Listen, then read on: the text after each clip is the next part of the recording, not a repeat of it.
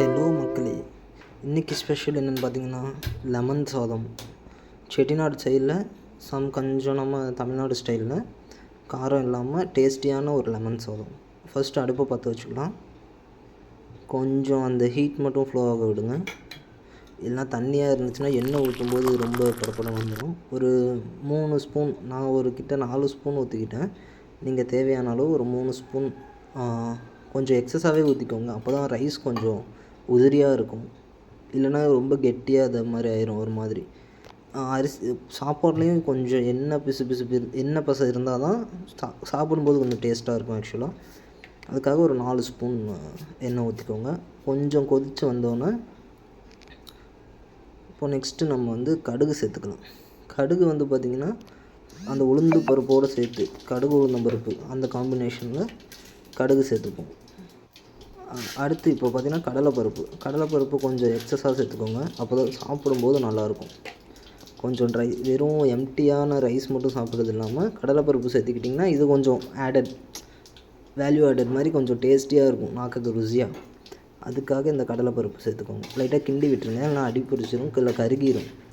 ஆக்சுவலாக அடி பிடிக்காது, கருகிரும் இந்த கடலைப்பருப்பு சீக்கிரம். ஏன்னா ஹீட் ரொம்ப ஓவராக இருக்கனால சீக்கிரம் கருகிரும். நெக்ஸ்ட்டு இப்போ பார்த்திங்கன்னா லைட்டாக கிண்டி விட்டுட்டு அடுத்து இப்போ லைட்டாக கிண்டி விட்டுட்டே இருங்க. அப்படியே நீங்கள் லூஸில் விட்டிங்கன்னா ஒரு செகண்டில் தான் அடி பிடிச்சிரும், ஃபுல்லாக கருகிரும். அப்புறம் கருகிச்சுன்னா அந்த சாப்பாடே ஃபுல்லாக வேஸ்ட் ஆகிரும். அப்போ நம்ம கிண்டுறதும் வேஸ்ட்டு, எண்ணெய் வேஸ்ட்டு. இப்போ நம்ம சமைச்சதே வேஸ்ட் ஆக்சுவலாக. அப்படியே கருக மட்டும் விட்டுறாதீங்க எதுக்காகவும். அந்த ஒரு செகண்டில் தான் டப்புன்னு பிடிச்சிரும். இப்போ நெக்ஸ்ட்டு பார்த்திங்கன்னா மிளகா போட்டுருங்க. ஒரு நல்ல பெரிய மிளகாவை எடுத்து ஒரே ஒரு மிளகா, நான் காரம் கம்மியாக வேணுங்கிறதுனால ஒரே ஒரு மிளகா கிள்ளி ஒரு 4 கிள்ளி போட்டிருக்கேன். அடுத்து கருவேப்பிலை சேர்த்துக்கோங்க லைட்டாக.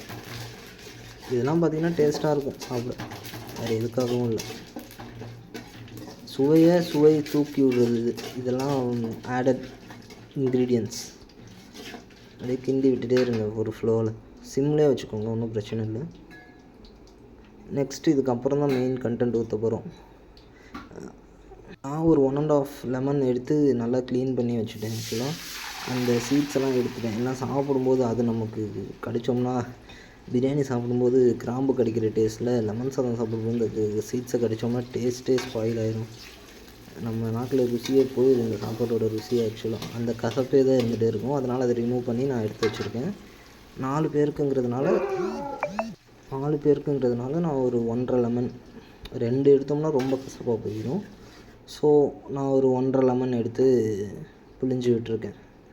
இதே போல் நீங்களும் தேவையான அளவு நீங்கள் பிழிஞ்சு விட்டுக்கோங்க. அது பார்த்திங்கன்னா எப்படி பபுள் ஆகுதுன்னு கொதிக்கணும். லைட்டாக கொதிச்சா தான் அந்த டேஸ்ட் இறங்கும். நெக்ஸ்ட்டு சால்ட்டு, உப்பு கொஞ்சம் எப்பவும் அதிகமாகவே போட்டுக்கோங்க இந்த கண்டென்ட்டுக்கு. அப்படின்னா தான் நம்ம சாப்பாடு கிளறும்போது அதுக்கு தகுந்தபடி அது அட்ஜஸ்ட் ஆகிருக்கும். இல்லை இதிலே உப்பு ரொம்ப கம்மியாக இருந்துச்சுன்னா நம்ம சாப்பாடில் உப்பு ரொம்ப அதிகமாக சேர்க்குற மாதிரி ஆயிரும். அடுத்து மஞ்சள்தூள் கொஞ்சமாக சேர்த்துக்கோங்க. அப்போ தான் அந்த கலர் நமக்கு கொடுக்கும், yellowish கலர். அப்போ தான் லெமன் சாதம் சாப்பிட்ற மாதிரி இருக்கும். அடுத்து பெருங்காயம், லைட்டாக கொஞ்சமாக பெருங்காயம் உங்களுக்கு தேவையான அளவு. ரொம்ப சேர்த்துட்டிங்கன்னா ரொம்ப ஒரு மாதிரி கசப்பாக போயிடும். லைட்டாக ஒரு பிஞ்ச் அளவு சேர்த்துக்கோங்க. அப்படியே லைட்டாக கிளறி விட்டுக்கோங்க. ஏன்னா சும்மா இது விட்டிங்கன்னா ரொம்ப ட்ரை ஆயிரும் சீக்கிரம். அப்புறம் கிளறும்போது ஒன்றுமே இருக்காது, வெறும் கடலைப்பருப்பு, மிளகாய், கருவேப்பிலை தான் இருக்கும். அப்படியே லைட்டாக மட்டும் கொதிக்க விட்டுருங்க. கொதிக்குது இந்த சென்ஸ் லைட்டாக அந்த ஃப்ளேவர் ஆட் பண்ணுறதுக்காக.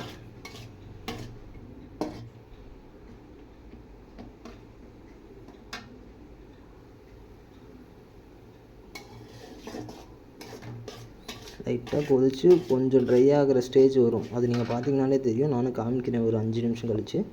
பார்த்திங்கன்னா அது கொதிச்சுட்ருக்கு இப்போ லைட்டாக. இந்த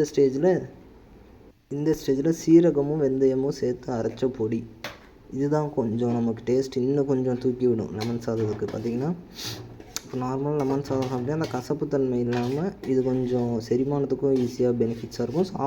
சாப்பிடும்போது டேஸ்ட்டும் பார்த்திங்கன்னா கொஞ்சம் நாக்கு சுள்ளுன்னு இழுக்கிற மாதிரி நல்லா தூக்கி கொடுக்கும். அதனால இந்த லெமனும் வெந்தயமும் அரைச்ச பொடி, அது வீட்டில் இருக்கும், அம்மா அரைச்சி வச்சுருப்பாங்க, அது நீங்கள் சேர்த்துக்கலாம்.